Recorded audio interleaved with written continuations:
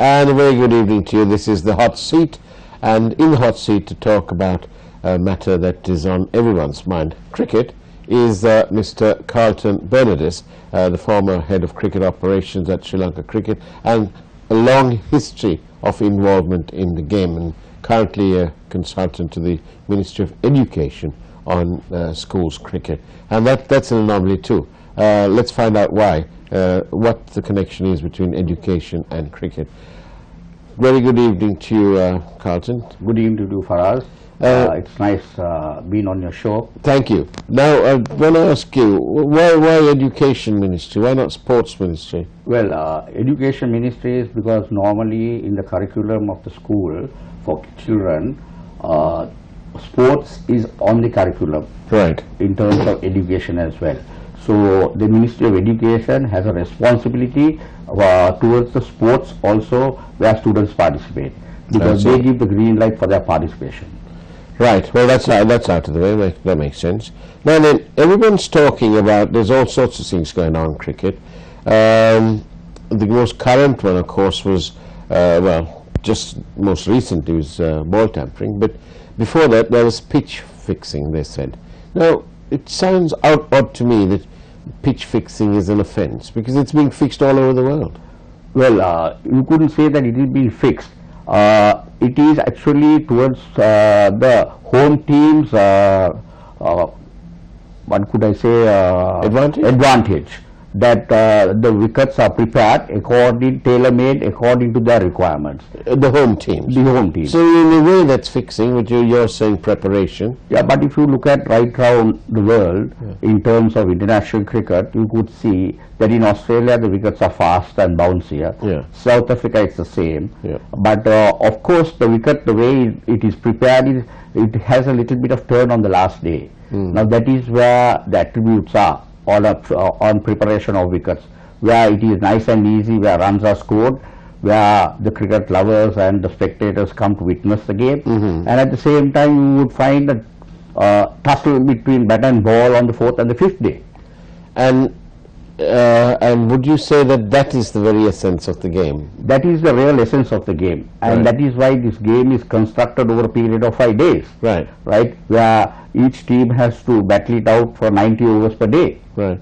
So this business about pitch fixing, is a bit that seems to me difficult to prove. Well, in the Asian region you would find that the wickets are more conducive to spin rather than the pace, but wickets can be prepared to last the 5 days, where it can be a true batting wicket, and then as it goes on, the wearing of the wicket, then you can have spin coming into it. But what has happened is, in the last few series that we have played, we have found that the wicket doesn't play true right from the start, and that creates a lot of alarms, and a lot of alarm bells start ringing.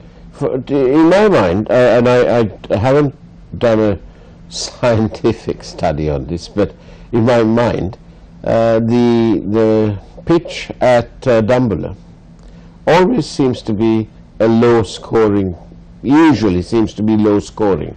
Why is that? Am I right? Well, you wouldn't say low scoring. It is because that there is more advantages towards the bowler, because the wicket seams, there is more bounce, so it doesn't become a batting paradise as such. Why is that? Is that because the pitch there cannot be made? After all, we've had various cricketing greats, so batting greats. I would say that the soil condition there is conducive more towards fast wickets rather than towards the spin. Right. So that is why you would find the batsman finding it difficult. And also what happens is, not many matches are played there during the domestic season. Right. So even for our team, it is something like a new venue. Because it's like a foreign team participating at a home venue. Right. So what happens is, it's less cricket being played there, and less use of the wicket means the freshness in the wicket, and that is the very reason that there is more bounce and carry, and batsmen find it a little more awkward. And also with the river next to the Dumbullah ground, there is a stiff breeze that goes through. So all those conditions vary in when it comes to. So it all comes together to. Absolutely. It conspires to making this. Yeah, but also for us, talking about the pitchers, yeah, you would find that we had a curator, yeah, a professional curator who went and got all his experience from Australia. Yeah. He is well known in the cricket circle. Yeah. He was a former national player, played good first class cricket, a top coach, and was a Polnometer. Right. Now he was in charge of all the wickets, and you would see during his period of time, the wickets were true and he played well. But in the recent past, we find there has been a big difference after his retirement. A bit different. On that note, let's take a short break, and we'll be back on the other side of the break. Don't go away. After all, this is the hot seat.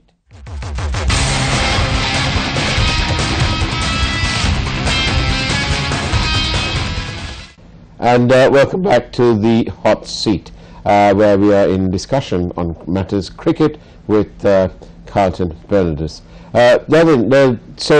So you've explained this bit about it, and but in recent history, in contemporary times, we've had the situation on the pitches is a bit different. A little bit different, because we had, once Polnometer retired, we had under him, he had an assistant who was also a qualified curator and who looked after all the wickets. Right. Who was he? He was Sampath. Right. And he was interviewed by Polnometer himself. Right. And went screened very well. Right. With 7-8, and he has actually graduated in soil and all that, and he was picked up by Polnometer, and in fact they worked together for the World Cup in 2011 and 12, if I'm not mistaken. So doesn't the ICC as the big watchdog, doesn't it come and check on the status of our wickets and so on? No, how it works with ICC is during major events like World Cups or Asia Cups or whatever it is,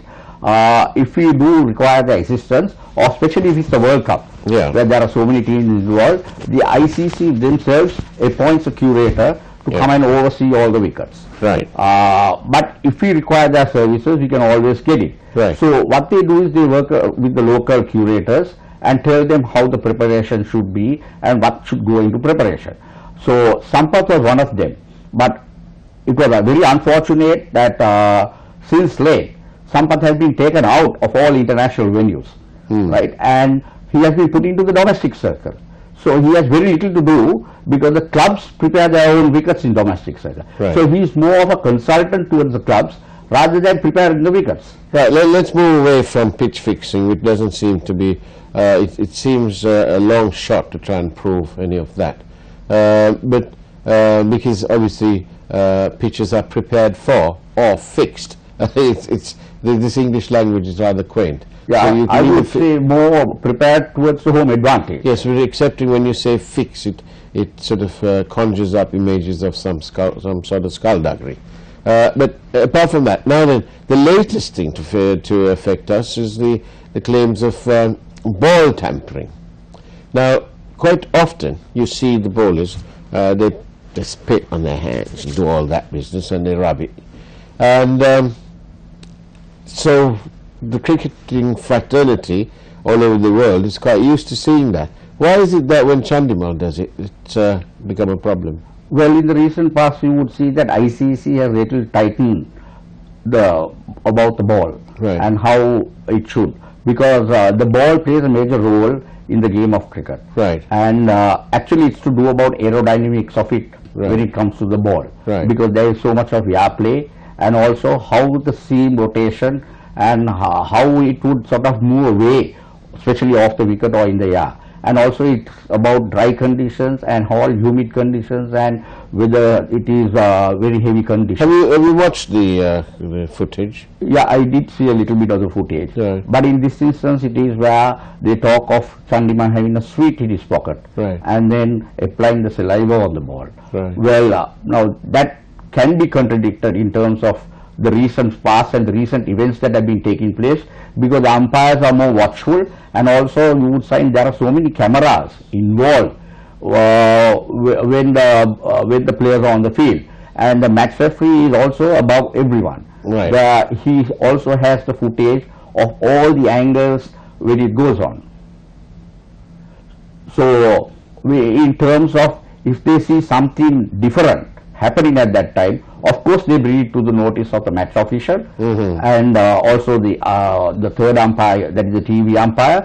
And at the end of the day, what they do is these umpires sit together along with the match referee, because it is recorded, right? Whatever footage that goes on during the match is recorded, and they go back to their hotels and they replay it and they see it if they find, because they make a note that especially this particular over, this is what they have seen. So they rewind the tape and then go through, and then they come to conclusions along with the match. Well, now that there's obviously an inquiry going on and so on, let's leave that and let's not get ourselves involved in the finer detail. But let's take a short break, and when we come back, we'll be discussing more on matters cricket. Don't go away. After all, this is the Hot Seat.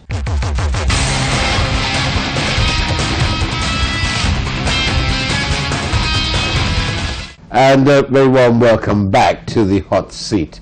In the Hot Seat today is a person from the cricketing fraternity, from the cricketing world. It's Carlton Bernardes. Now then, Carlton, we've spoken about pitch fixing, ball tampering. We won't talk about match fixing, because we know that match fixing has existed, well, I don't know if it does exist, but hopefully the ICC, as the police, will be doing some good things there. But what I wanted to talk to you about is what is on most people's minds, and that is the shocking news that when it comes to the cricket administration, shocking news that 5 very eminent people, of which the cricketing world has grown to love and like and respect, refused to come forward and do their bit for cricket board and country. And they said that, one of them at least said, that they don't want to be used as pawns in some time-wasting exercise. Another, I think, said that the whole structure needs to be changed.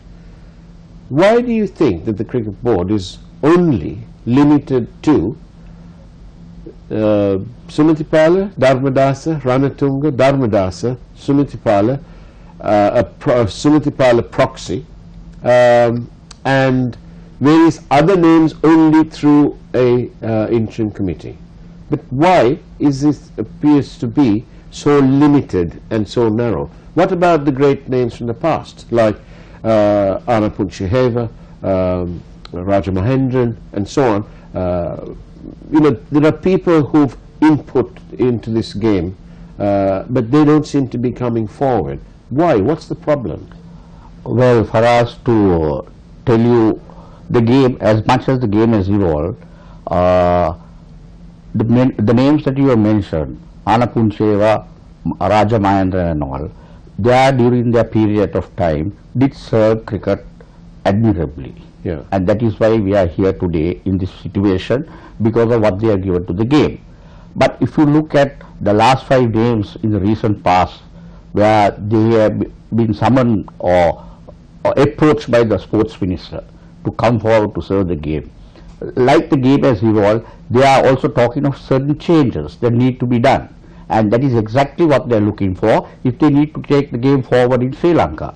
Because this constitution or this administration of the board has been set up at the time of when we were just a member of ICC.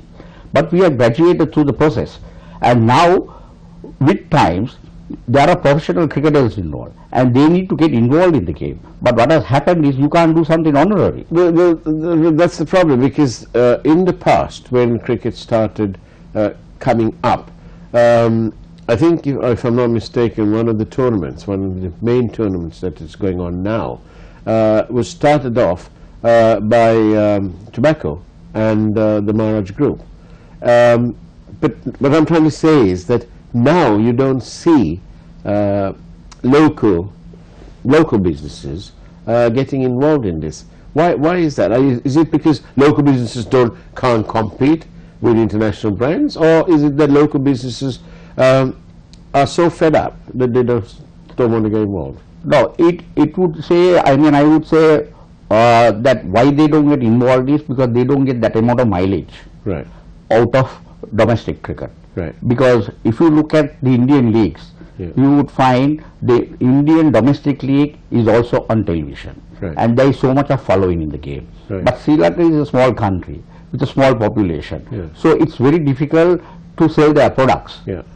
So that is one reason they have not come forward. Yeah. And our tournaments. And at the same time, what happens is there is big money involved at international level.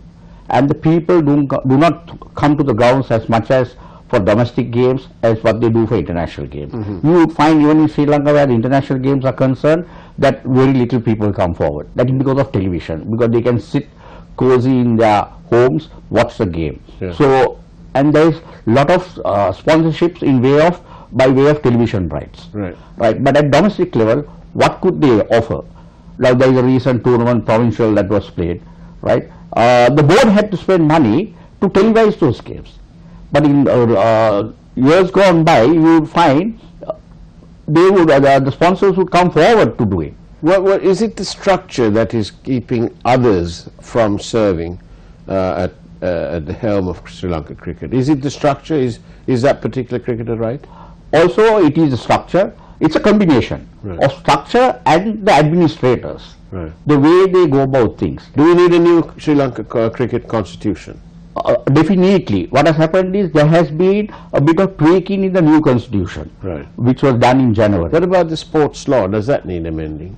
Definitely, if things are to move forward, and according to these past 5 cricketers who have said no to it, that they would like certain changes, right? Structural. There was talk about structural. Structure-wise, in the voting pattern. So that the only way forward is if the sports minister can amend the sports law, amend the constitution, then things will move forward.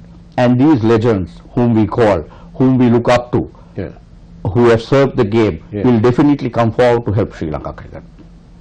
So we really do need a structural change. Yeah, and I think it's about time that this change be made, and I'm sure the sports minister will be looking at it very closely, and I'm confident that the way he is trying to find his feet as to how Sri Lanka cricket is being managed, right? But is there enough time? Well, the sports minister has acknowledged that he doesn't know anything about this game, but you know, he went to school that plays the game rather well, and then everybody in Sri Lanka knows cricket, don't they? But not everybody in Sri Lanka knows how to administer cricket. Yeah, that is the very reason that he has been speaking to the stalwarts in the game. Right, the last few names that you have mentioned, or the last few names that have cropped up. He has been speaking to them and wanting them to come forward. And they can add value. And they have expressed their views very candidly. Right. So I think now it's the sports minister trying to piece up everything together. And I'm sure he'll come up with a plan to ensure that for Sri Lanka cricket to move forward. And also for the people in our country who loves this game so very much. Right. Who would follow the game very closely and respect what is being done at Sri Lanka cricket. So now the onus is on the Minister of Sports. Why is the top so heavy at Sri Lanka cricket? We have a small pool of players, the national pool if you like, but the administrators seem to be so heavy. I think there's nearly 300 people working there. Well, you need the people working there because there are various functions that do need to be carried out. One is on an operational level and a day-to-day requirement, and also how they would work with other countries towards domestic cricket and international cricket. At the same time, it's the policy-making people.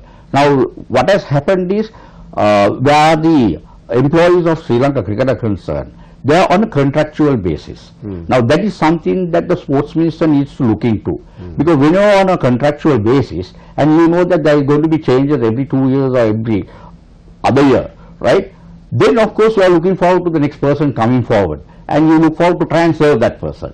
But if they are on a permanent basis and they work in a professional level, then they don't have to look up to those policy making people who come forward.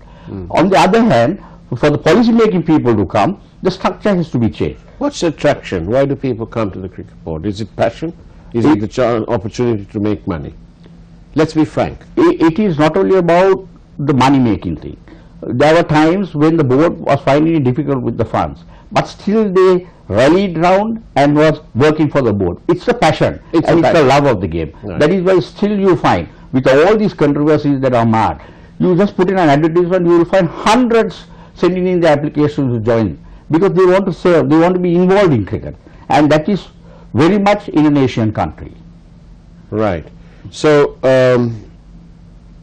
the passion is very much there, the will is there, but will this government, will this minister show his commitment to making real and meaningful change? What do you think?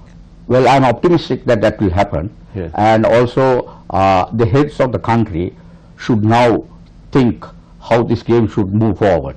And I think the onus is on them, because it is, if they make certain stringent decisions and ensure that the cricketers are getting involved in this, and that there has to be a new setup. We always talk of changes, and we look forward to a change.